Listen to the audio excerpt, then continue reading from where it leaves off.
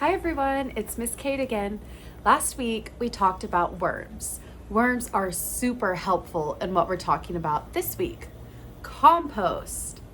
Now, what's compost? Compost is plants and food that are no longer alive and come together to make the best soil. So, why do we think it would be a good idea to have compost?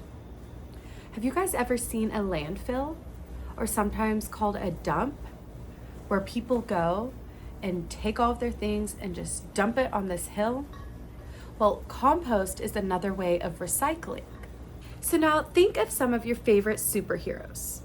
Spider-Man, Superwoman, Black Panther, worms? Huh? Why would a worm be a superhero?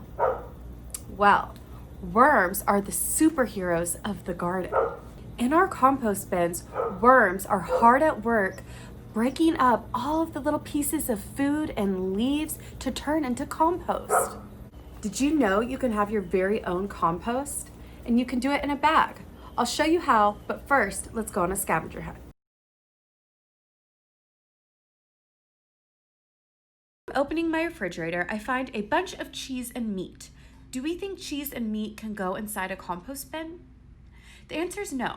While cheese will degrade, it is incredibly attractive to pests, just like meat, and we don't want a bunch of stuff interrupting our compost bin. But I did find plenty of greens, which is a perfect source of nitrogen.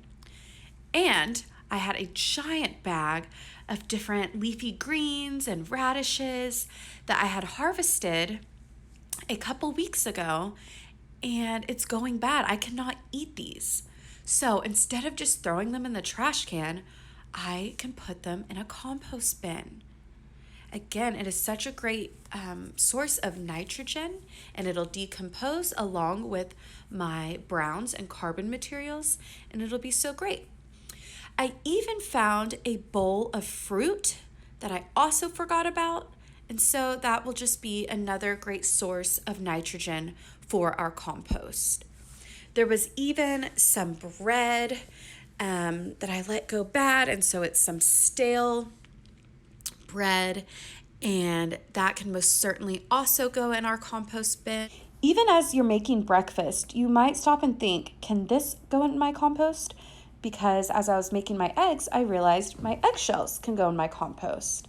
And then if you are a coffee drinker, or if your parents are a coffee drinker, your coffee grounds and even the filter can go in your compost as well. And those coffee grounds are a great source of nitrogen.